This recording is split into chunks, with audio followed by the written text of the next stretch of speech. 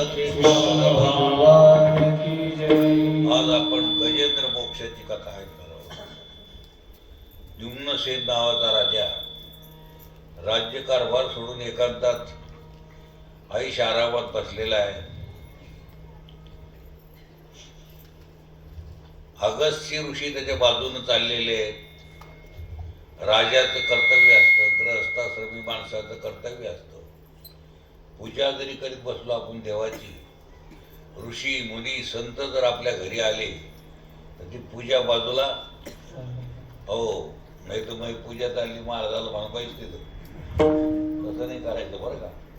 म्हणजे आपल्याकडं आळंदीचे महाराज आले, आमचे महाराज आले, येत असतील ना तुमच्या घरी कधी मध्ये येतात का? पूजा जी आहे ना ती बाजूला सारायची. पूजा सारावी देव आणि संताला आदर करीत जावं. पण ह्या राजानं काय केलं की साधा उठला नाही, हात जोडले नाही, या बसा म्हणला नाही, अपमान केला त्या ऋषीचा. त्या ऋषीने त्याला शाप द्याला, जा तू हत्ती होऊन जाशील म्हणे. मग तो चित्रकूट त्रिकूट नावाच्या पर्वतावर हत्ती झाला. त्या पर्वताचं नाव त्रिकूट पर्वत. काय नाव? त्याला 3 कळस होते. सोन्याचा कळस, चांदीचा कळस आणि लोहाचा कळस, असे 3 कळस होते त्याला. त्याच्या बाजूने एक सरोवर होता, उद्यान होता वरुणाचा. तिथं हा हत्ती आता राहू लागला. हत्तीनीसह राज्य करू लागला. एकदा उन्हाळ्यामध्ये भयंकरच उष्णतेमुळं त्याला पाणी प्यायची इच्छा झाली ना, आंघोळ करा वाटली. म्हणून भर दुपारात तो त्या सरोवरात हत्तीनीसह आलेला आहे. सोंडानं पाणी टाकू लागला. हात तर नाहीच, आपण नाही का गंगेवर गेलं तर एकमेकाच्या अंगावर पाणी, तसे ते एकमेकाच्या अंगावर पाणी टाकू लागले. आयुष्य खूप होतं ते त्या काळात. हत्तीलाही बराच काळ पोहला पाण्यात. बाकीच्या हत्तीनं त्यानं असा विचार केला किती वेळ पाण्यात राहायचं. ते बाहेर पाण्याच्या आले. विचार केला त्यांनी, पाण्यात पोहणे, आंघोळ करून येळभर त्याच्यातच. तसं काय तुमच्याकडं संसार करू नये कोण नाही म्हणतो तुम्हाला? साधा बरंच तो त्याच्यातच का. कधीतरी आळंदीत जात जाव, कधी पैठणला जात जाव, कधी मठावर जात जाव. तसं तर जवळ असेल तर रोजच दर्शनाला जात जाव. रंगनाथ बाबाच्या, सदानंद बाबाच्या, आनंदी माईच्या, हरिराम बाबाच्या. काय भाग्य आहे तुमचं, जवळच सगळे संत आहेत, जात जाव. काही इकडं संसारातच आपल्या संसार करू नका असं नाही, करा, पण थोडा वेळ काढीत जा. कमीत कमी एकादशीला तरी मठावर जायला पाहिजे, नागेश्वरीला यायला पाहिजे, किंवा गावात मंदिर असेल तर तिथं मंदिरात जायला पाहिजे. पूर्वीचे लोक पारावर बसायचे, काम धंदा करून आले की पारावर बसायचे.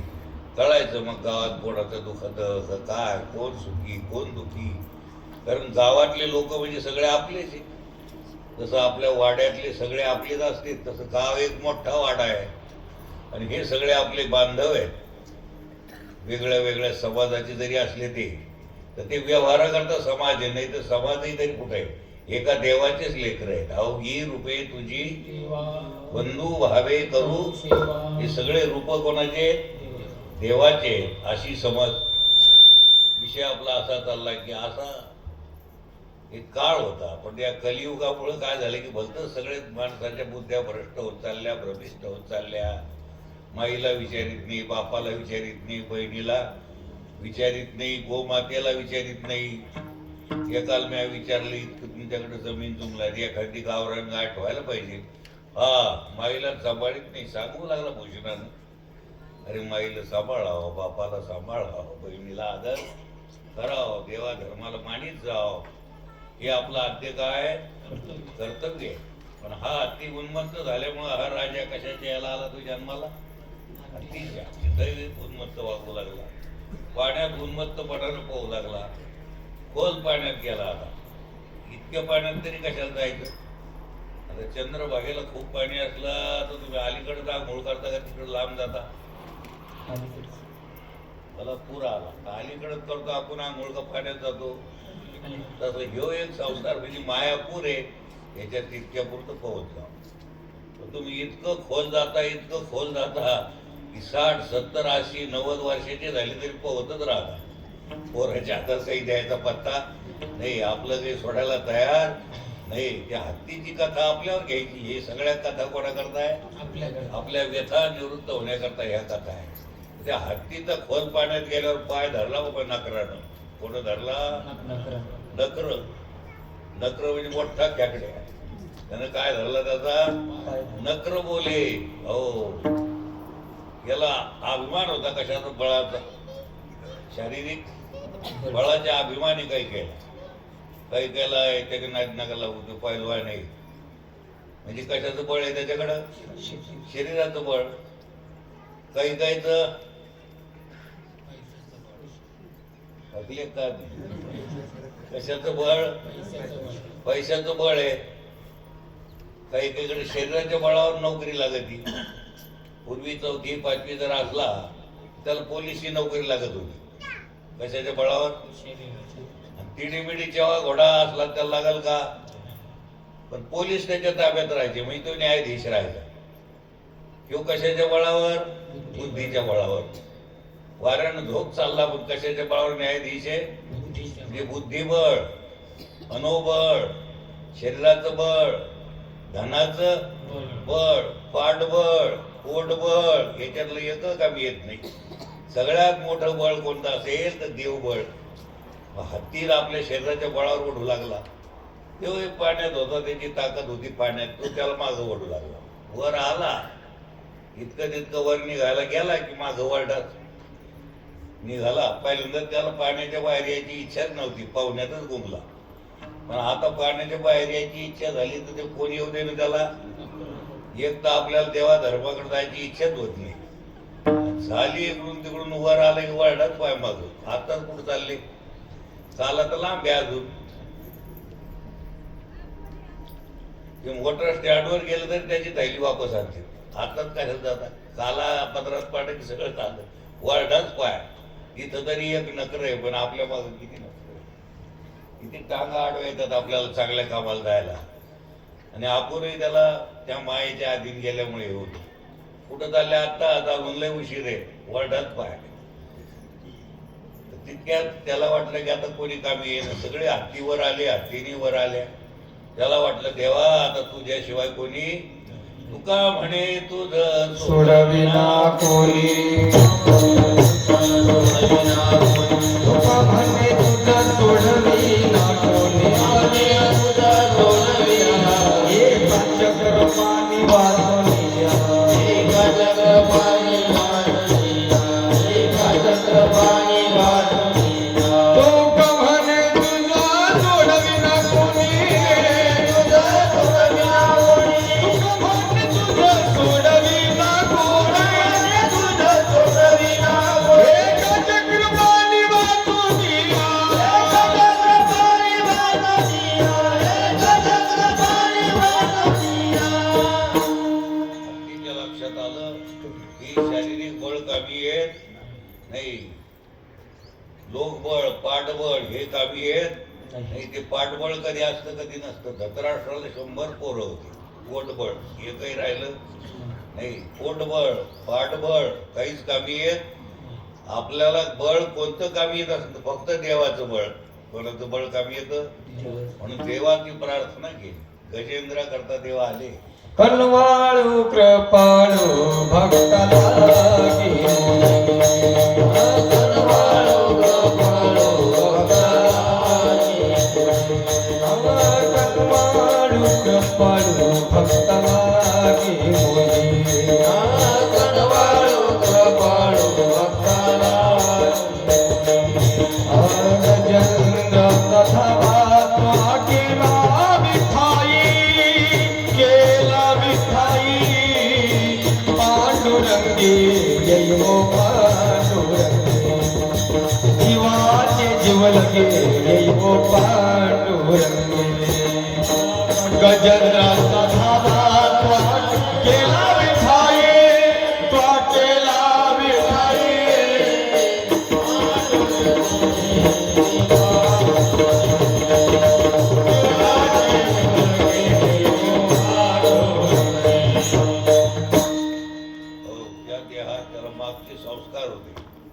त्याच्या लक्षात आलं की आता देवाशिवाय आपल्याला कोणी याच्यातून काढणार नाही, म्हणून त्यानं देवाचा दावा केला.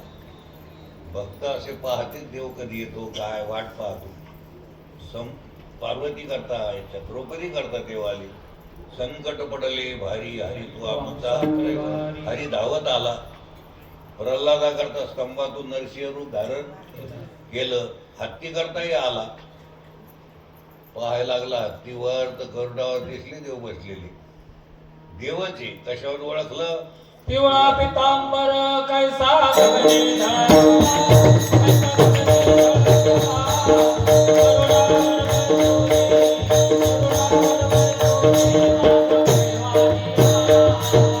पिवळा पितांबर कैसा गगनी झळकला, गगनी झळकला. गरुडावर बैसोनी, गरुडावर बैसोनी माझा कैवारी आला.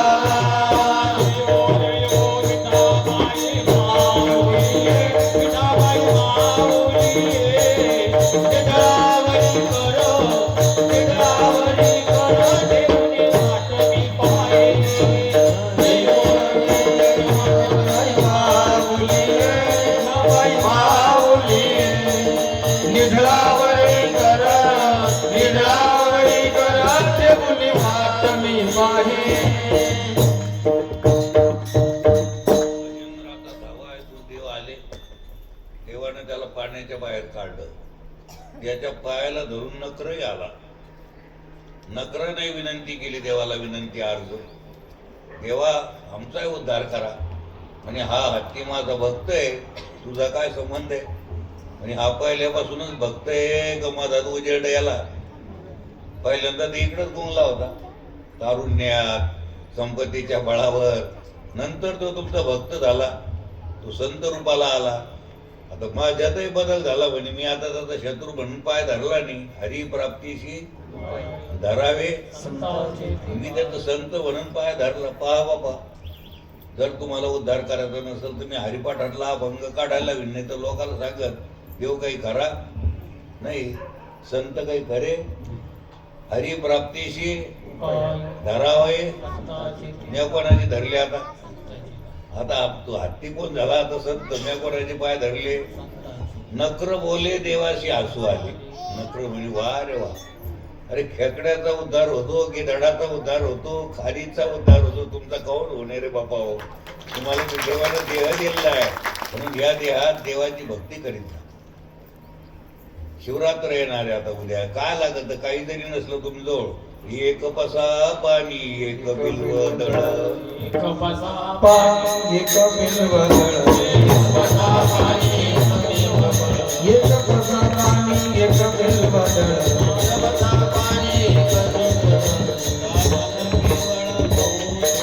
साधन केवळ बघतो, साधन केवळ बघतो ते. एक पसा पाणी, नदी वाहत असेल तर पाणी घ्यायचं पिंडीवर, त्याला काही लागत का? भक्ती भावानं पाणी टाका.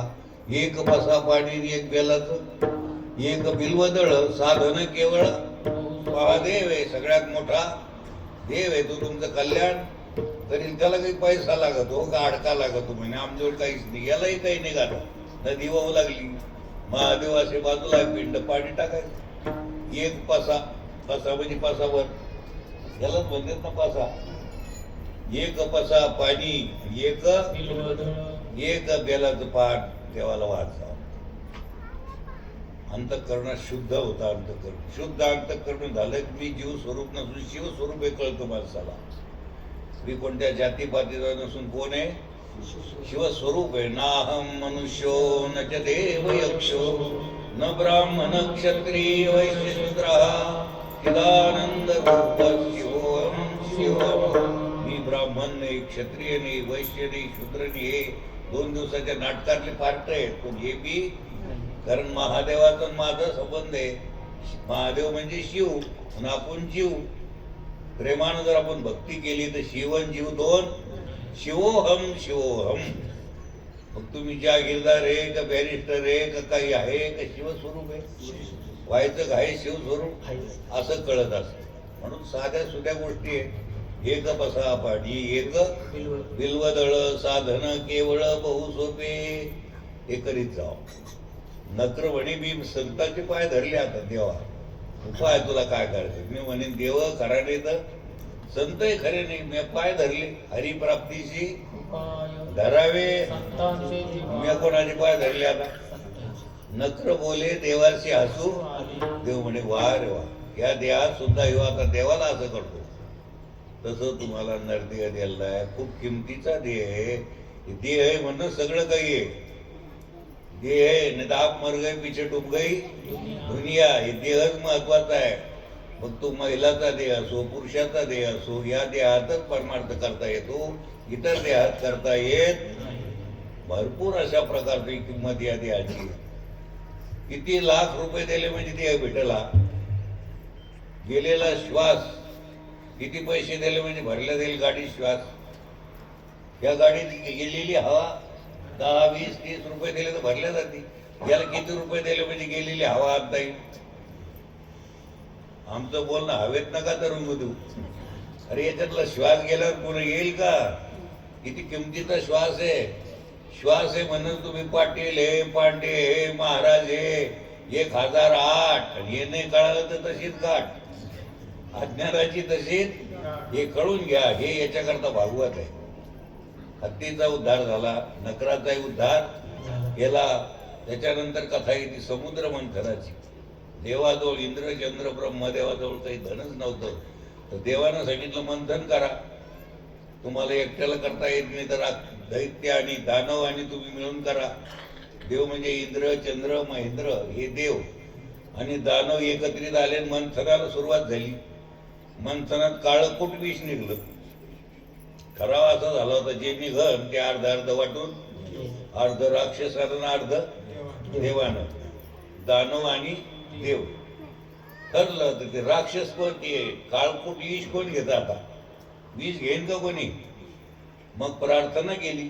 कैलास राणा कैलास राणा शिवचंद्र मौळी फणींद्र माता मुकुटी जळाळी कारुण्य सिंधो बहुदुःखारी तुझैन शंभो मजको नमः पार्वती मध्ये हर हर हर महादेव.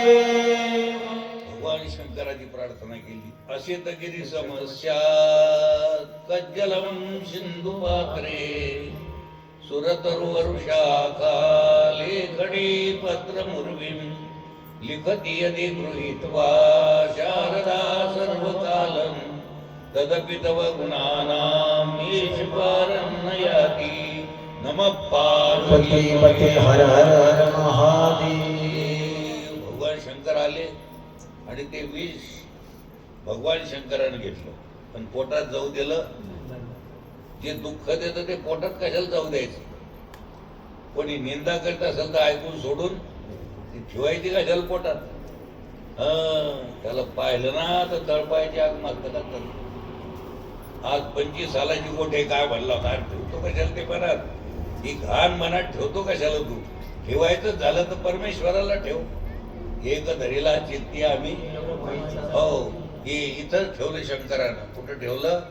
निंदा सुद्धा एक विष आहे, तिचे काही ध्यान ठेवायची नाही. ते आठवणी शंकराने इथं ठेवलं कंठात. नीलकंठ नाम. भगवान शंकराला काय नाव आलं.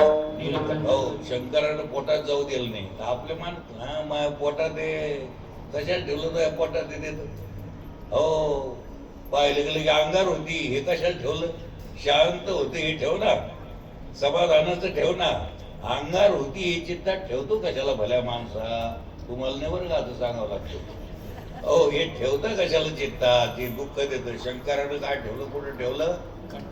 म्हणून तुम्ही आरती म्हणून पहा, त्याच्यात सापडाल तुम्हाला. नीलकंठ नाम.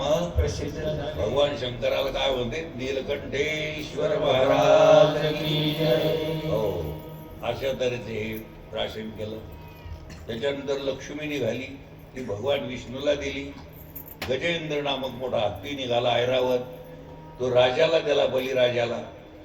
कामधेनू गाय निघाली, ती ऋषीमुनीला दिली. गोमूत्राची गरज आहे, गोमायाची गरज आहे, दुधाची गरज आहे, पंचामृताची गरज आहे, ऋषीमुनीला दिली. हे सगळं वाटप झालं. मग धन्वंतरी निघाले, कुंभ घेऊन निघाले अमृताचा. दैत्याने त्याच्यावर डबका हल्ला. दैत्यानं हिसकून घेतला तो कुंभ. आता हेला अंतोंड करून बसले कोण? देव. दानवानं घेतला. मग गेले देवाकडं, विष्णू भगवंताकडं. विष्णू भगवंत म्हणे काही काळजी करू नका. ते सुंदर मोहिनीचं रूप धारण करून आले. भगवान मोहिनीचं रूप धारण करून आले आणि हे राक्षस तिकडंच पाहत बसले. राक्षस जे आहे रूपाला भाळले, तो वास्तविक ते देवाचं रूप आहे. रूप पाहता लोचनी सुख झाले हो आनंद वाटाव, हे वाईट भावनेनं पाहू लागले. कोण? राक्षस. ते देवानं असा हात केला की कुंभ द्याला. त्याला वाटतं कुंभ द्याल्यानंतर हे थांबल तरी इथं. दुष्टाची नजर अशी विचित्रच असते ना, दुष्टवृत्ती. पण देवानं काय केलं? पंक्ती बसून दिल्या आणि देवाच्या पंक्तीकडून वाढायला सुरुवात. त्याच्यात गुपचूप कोण बसले? राहू केतू. हे दोन राक्षस राहू केतू त्याच्यात गुपचूप बसले.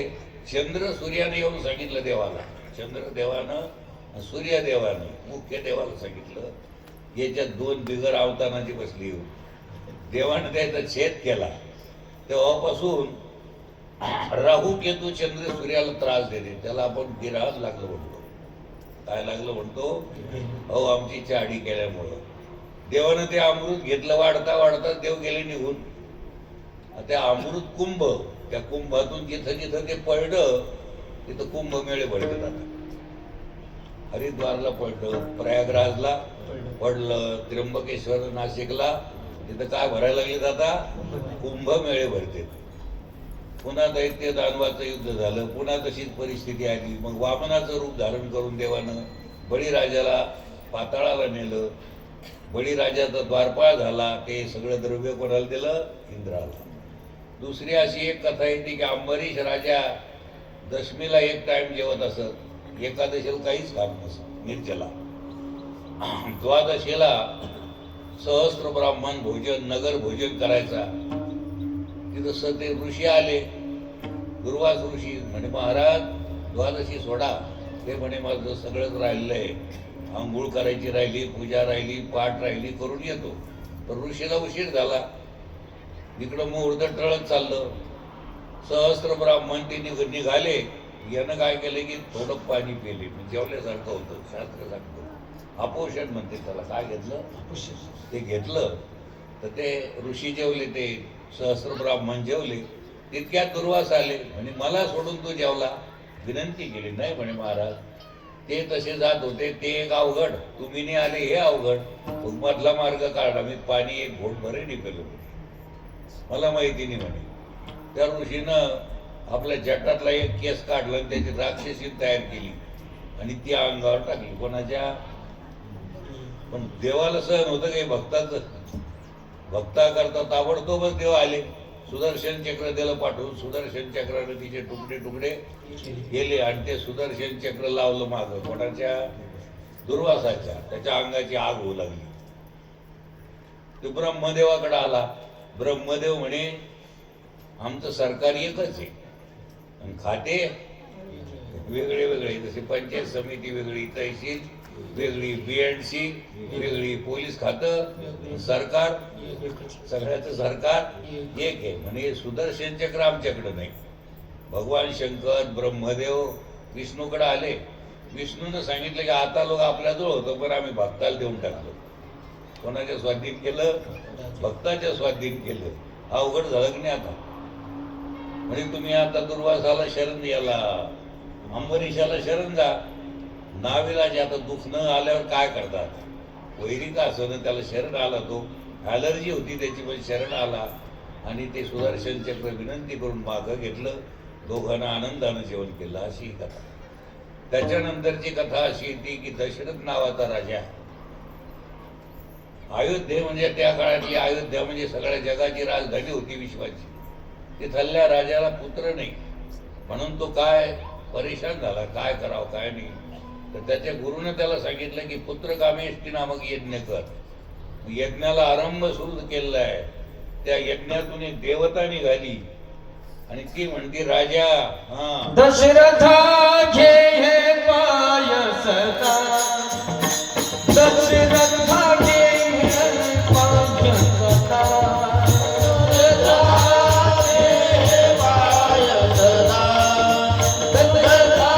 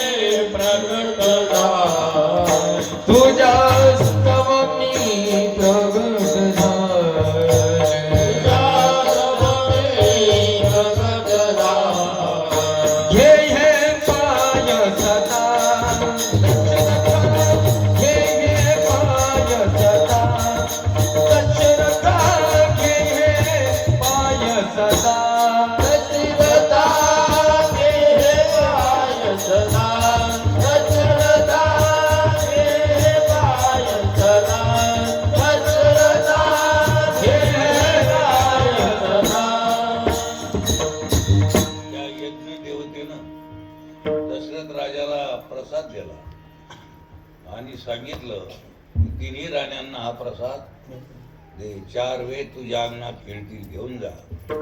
कौसल्या माताकडे गेले, कौसल्या मातेचा आदर केला, प्रसाद घेतला. सुमित्रा मातेनं आदर केला, प्रसाद घेतला. काही मातेला अभिमान, गर्व, मी इतकी विद्वान आहे आणि मला आता प्रसाद द्यायला आले, तिला अभिमान झाला. प्रसाद जर आपल्या हातावर पडला ना, ते गुळाचा खडा असो, साखरीचा खडा असो, जे असेल ते, कळण्या कोंड्याची भाकर प्रसाद म्हणून, कण्या आमटी असो, लगेच खाऊन टाकीत जाऊ. पण चांगलं वाईट म्हणीत जाऊ. ते काय प्रसाद येतो, प्रसाद. ही प्रसाद घ्यायच्या ऐवजी इकडं तिकडं बोलत बसली. राजाला खूपच घार आली. पिंड घेऊन, पिंड घारीने झडपिला, रांजनीने म्हणून असं करीत जाऊ नये. तू घेतो का रे, बरोबरच नाही असं म्हणत जाऊ नये. प्रसाद प्रसाद आहे. तुम्ही जरी पंचपक्वान्न घरी खात असले तरी इथं कण्या आमटी जरी भेटल्या तर हा प्रसाद आहे. आणि मला बोलिलं नाही असं म्हणत जाऊ नये. बिगर बोलविता येत जाऊन प्रसाद घेऊन जात जाव. इथं ऐकायलाही काही बोलायची गरज नाही, प्रसादाला काही बोलायची गरज. उलट प्रसाद भेटतो याचा आनंद मानित जा. आणि मानतात जाणकार लोक की बा आपल्याला प्रसाद भेटतो, ऐकायला भेटतं. प्रसाद हा प्रसाद आहे, हे देवाचा प्रसाद आहे. कशाचा? देवाच्या प्रसादे करारे भोजन. हे देवाच्या प्रसादानं भोजन करायचं असतं. ते कैकेयीचा पिंड गेला, प्रसाद गेला. दोघीनं विचार केला. सवती होत्या तिघी जणी, पण मत्सर नव्हता. कौसल्या, सुमित्रा म्हणते आपली लहान बहीणच येते. दोघीनं अर्धा भाग तिला दिला. पुढे जाऊन त्यांना गर्भधारणा झाली. चैत्र महिना आहे. कोणता महिना आहे? चैत्र मास. चैत्र मास त्यात शुद्ध नवमी तिथी. आता राम जन्म होणार आहे. सगळ्यांना आळस झटकून टाका, मस्त बसा. काय होणार आहे आता? राम जन्म होणार आहे. चैत्र महिना आहे, शुद्ध नवमी आहे. माय बहिणी एकत्रित आलेल्या आहेत. म्हणे आज सूर्य काऊन थांबला? सूर्यवंशात देव जन्म घेणार आहे. चंद्रमा गुण आला तर म्हणे हा गेल्याशिवाय मला ड्युटीवर येता येत. मग भगवान रामचंद्रानं सांगितलं तू काळजी करू नको. चंद्राला सांगितलं माझ्या नावापुढे तुझं नाव लावील, श्री रामचंद्र. देवानं काय केलं आपल्या नावापुढे? त्याचं रामानं श्री रामचंद्र नाव दिलं. आणि पुढचा अवतार तुमच्याकडेच म्हणे आमचा. चंद्र अवतारात कृष्णाचा मी जन्म घेतला. चैत्र मास त्यात शुद्ध नवमी ही तिथी. नवमी तिथी आहे. गरम वारा आहे पण सुगंधित श्वास येऊ लागला, लहरी येऊ लागला. गंधयुक्त तरी वात उष्ण हे किती. त्या माय बहिणी म्हणू लागल्या 2 प्रहरी काग शिरी. सूर्य थांबला. सूर्य 2 प्रहर म्हणजे आताचे 12 वाजले. 12 वाजता दिवसाच्या. 2 प्रहरी काग शिरी. सूर्य थांबला. राम जन्मला. सखी राम जन्मला.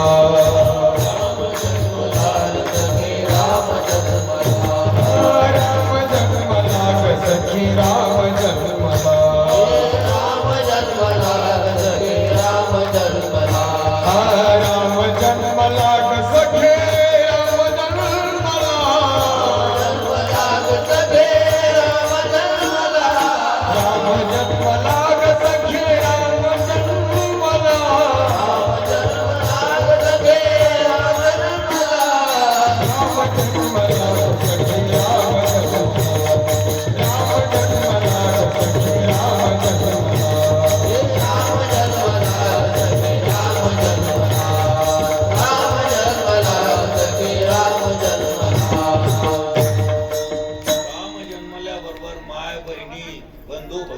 आनंदानं नाचू लागले.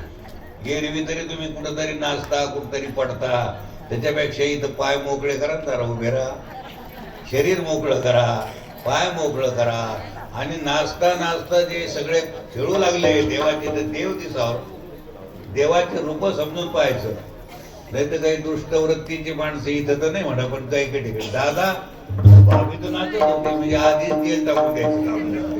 तर त्या देवरूप म्हणून तिकडं पहा, तुम्हाला फार राहू नये असं उघडी खेळा, नाचा. हा राम जन्म लाग सखे राम जन्मला. राम जन्म लाग सखे राम जन्मला. राम जन्म लाग सखे राम जन्मला. राम जन्म लाग सखे राम जन्मला. राम जन्म लाग सखे राम जन्मला. राम जन्म लाग सखे राम जन्मला. राम जन्म लाग सखे राम जन्मला. राम जन्म लाग सखे राम जन्मला. राम जन्म लाग सखे राम जन्मला. राम जन्म लाग सखे राम जन्मला. राम जन्म लाग सखे राम जन्मला. राम जन्म लाग सखे राम जन्मला.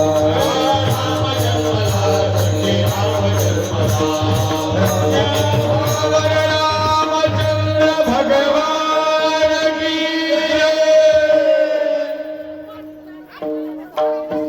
मर्यादा पुरुषोत्तम राम जन्माला आलेले. आता इथून पुढचा बोलू कार्यक्रम नका. काय करणार, काय नाही, रामराया प्रसंग आपण पुढे आहे. हरये नमः. हरये नमः. हरये नमः. रामचंद्र भगवान की. गोपाल कृष्ण भगवान की. श्री भगवान बाबा की जय.